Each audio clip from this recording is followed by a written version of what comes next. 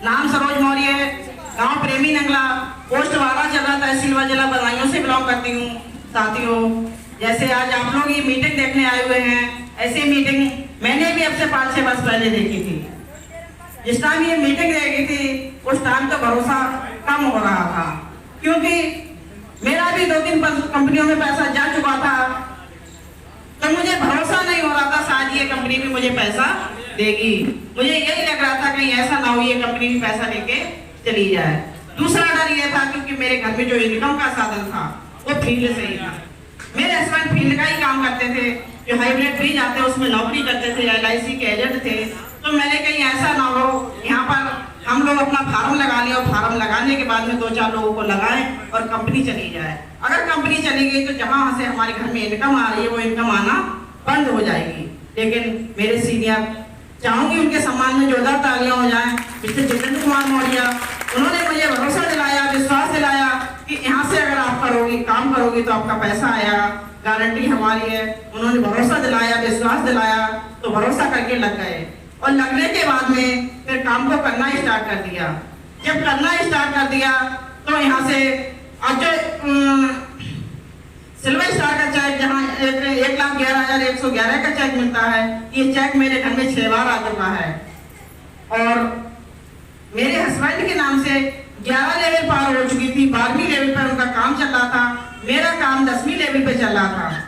उसी दौरान मेरे हस्बैंड को बुखार आया, मैंने दवा भी दिलवाई, बरेली लेके गई, कई डॉक्टर को दिखाया, लेकिन उस टाइम कोरोना लॉकडाउन चल रहा था, किसी डॉक्टर ने देखा नहीं और कारण ये हुआ कि वो दुनिया छोड़ के चले गए। अब आप सभी लोग समझदार हैं, काम तो सभी करते हैं, अधिकतर प्लान देने जाओ तो कहते हैं अरे हम तो पैसा कमा रहे हैं, हमारे घर में तो इनकम आ रही है कि हमारे पास समय नहीं है, हम नहीं कर पाएंगे। लोग अधिकतर बहाना बना देते हैं, लेकिन एक सोचने वाली बात है, समय को कोई देख आया है किसके साथ कब क्या हो जाए। अरे जिंदगी तो हम और आप अंधेरे में जी रहे हैं, कौन सी बात आखिरी हो जाए, कौन सी सांस आखिरी हो जाए, कौन सी मुलाकात आखिरी हो जाए, कोई किसी को पता नहीं है। तो साथियों, मैं कहना चाहूंगी अगर ऐसी कोई परिस्थिति आ जाए कि काम करने की कंडीशन में ना रहो तो क्या पैसा आ सकता है। आप लोग जहां भी काम कर रहे हो, नहीं आए, इस बिजनेस को छोड़ के जहां भी काम कर रहे हो, क्या पैसा आ सकता है? नहीं आ सकता है। काम करते क्यों हैं?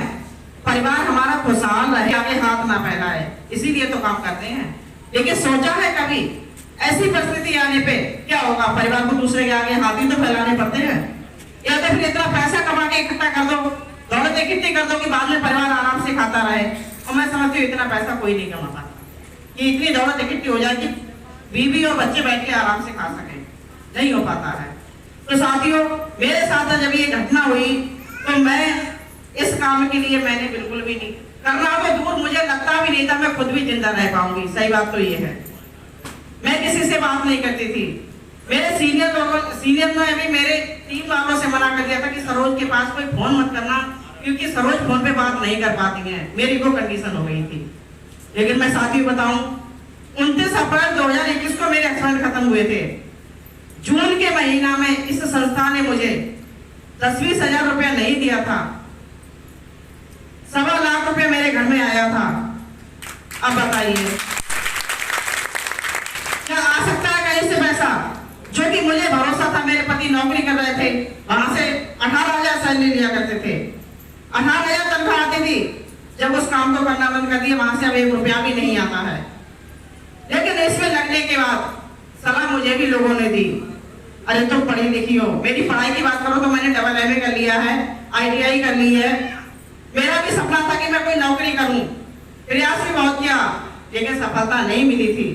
तो जब इस बिजनेस में लग गई तो मुझे मेरे मिलने वालों ने, मेरे पड़ोसियों ने, मेरे यहाँ तक कि लोग फ्रेंड यानी दोस्त पे सबसे ज्यादा भरोसा करते हैं। मेरे को सहेलियों ने भी मुझे सलाह देना शुरू कर दी, कहाँ कंपनी के चक्कर में पड़ गई, अब तू किसको जोड़ेगी, किसको काटेगी। इस तरह से लोगों ने मेरी मजाकें बनाई थी। लेकिन उन्होंने ये भी कहा अगर किसी स्कूल में पढ़ा लेती तो अच्छी रहती। अब एक सोचने वाली बात है, आज के समय में सरकारी नौकरी है नहीं, अगर प्राइवेट स्कूल में पढ़ाती अभी राजकुमार जी बता के गए, शायद आपके स्कूल में कितनी तनख्वाह देते हैं आप? 3,000, 4,000, 5,000। तो मुझे भी इतना ही मिलता, इससे ज्यादा नहीं मिलता। अभी आज चौथा दिन है, अभी अपनी खुद की गाड़ी से, जो कि मैंने भी कभी नहीं सोचा था कि ट्रेन और रोडवेज में ही धक्का खाए थे बचपन से लेके अब तक, तो गाड़ी के बारे में कभी सोचा भी नहीं था कि गाड़ी कभी ले पाएंगे। घर के हालात भी इतने बढ़िया नहीं थे, मात्र 6 बीघा जमीन है और पति के ना रहने के बाद तो गाड़ी के सपने दूर ही हटा दो। बस यही लगता है कि कैसे भी करके बच्चे पढ़ जाएं। आज बच्चे के ही काम से लखनऊ गई थी, गाड़ी में 4,000 रुपए का तेल फूंक के आई थी एक दिन में। ये इस बिजनेस की देन है। अगर मैं कमाती 4,000, 5,000 ही, तो क्या फूकने के बारे में सोच पाती? नहीं सोच पाती। तो यही वो मजबूत प्लेटफॉर्म है। अगर चाहते हो परिवार को हमेशा खुशहाल रखना, तो बस लगा लो 8,000। लोग सलाह तो बहुत देंगे, बैठे होंगे इंतजार में घर पे, उन्होंने देखा होगा आपके लिए, क्योंकि कुछ लोग बहाने से बुला के लाए होंगे, चलो वहां घूमने चल रहे हैं या जरूरी काम से चल रहे हैं, तो वो इंतजार में बैठे होंगे और जाके पूछेंगे आपसे कहाँ गए थे।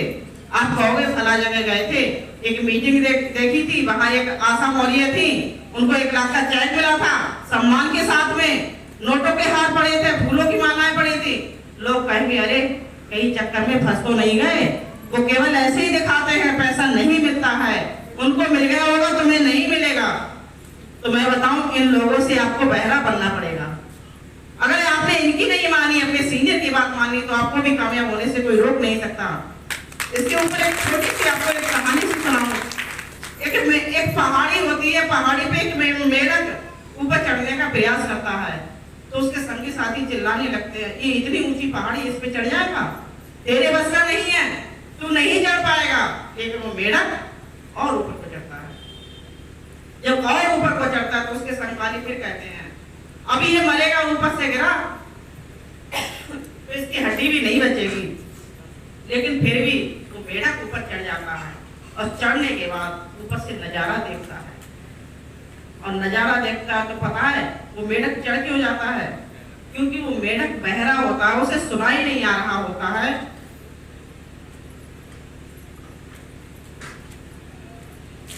उसे सुनाई नहीं आ रहा होता, और जब उसके साथी उसका हौसला तोड़ते हैं तो उसे ऐसा लगता है शायद मेरे साथी मुझसे कह रहे हैं तू चढ़ जा ऊपर के लिए, तू ऊपर पहुंच जाएगा।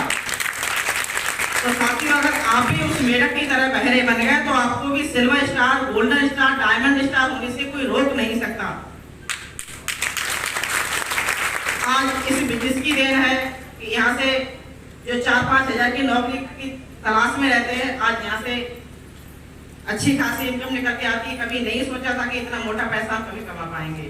और गांव हमारा प्रेमी निकला, फिलहाल वो झानी में रहते हैं। हस्बैंड मेरे मुझे झानी के अंदर किराए के मकान में छोड़ के गए थे। 2 साल हुई है, खत्म हुए, तीसरी साल चल रही है। अब मैंने वो झानी में अपना मकान भी बनवा लिया है, 7 लाख की गाड़ी भी खरीद ली है, बच्चे भी मेरे पढ़ रहे हैं, 3 बच्चे मेरे पास, 2 बेटा 1 बेटी। अगर ये बिजनेस ना होता तो बच्चों को पढ़ाई से बैठा लिया होता, किसी दुकान पे लगा दिया होता कि 2-4 हजार तुम कमा के लगाओ, 2-4 हजार मैं कमा के लाऊंगी और अपना गुजारा हो जाएगा। तो मैं आपको बताऊं, हस्बैंड के खत्म होने के, हाँ पहले मजाक बनाई, हस्बैंड के खत्म होने के बाद मेरी मजाक बनाई लोगों ने। मुझसे कहा अब तुम किसके साथ कैसे काम करोगी, अगर किसी के साथ जाओगी तो लोग ऐसा कहेंगे वैसा कहेंगे। सभी लोग समझदार हैं कि मेरी जैसी महिलाओं के बारे में लोग क्या क्या कहते हैं, लेकिन नहीं सुनी मैंने किसी की। जब नहीं सुनी तो आज उन लोगों के चेहरे फिर उतर गए, जलन होने लगी। क्यों नहीं होगी? क्योंकि मैं अपने गांव में जाती हूँ गाड़ी से, और वो लोग वही काम कर रहे हैं आज भी। यानी पहले मजाक बनाई तब भी वही काम कर रहे हैं, आज मजाक बनाई तब भी वही काम कर रहे हैं। तो जलन होगी या नहीं होगी? तो मैं बताऊं, लेडीज हारती नहीं है, उसको हराया जाता है। और लोग क्या कहेंगे ये कहकर डराया जाता है। और अपनी गाड़ी को विराम देती हूँ कि जल गया घर में, जिसकी लेडीज के हो जाए उसकी दुनिया उजड़ जाती है। और बच गई मैं, तो सोचो जलाई क्या है। अरे मैं बची हूँ कुछ इतिहास रचने के लिए बची हूँ। अगर मैं रोती रोती रहूं तो मेरी कौन पूर्ति करने आएगा? नहीं आएगा ना। लेकिन काम करना जब मैंने शुरू कर दिया, तभी लोगों ने मुझसे कहा कि सरोज के हस्बैंड खत्म हो गए, उसमें तो कोई फर्क ही नहीं पड़ा। ये दुनिया चाहती है आपको रोते हुए देखना, और जब 1 महीना तक मैं रोती रही तो लोग खुश होते रहे। काम करना शुरू कर दिया तो लोगों ने फिर कहना शुरू कर दिया। तो इसी के साथ अपनी वाणी को विराम देती हूँ। जय हिंद, जय भारत, नमस्कार।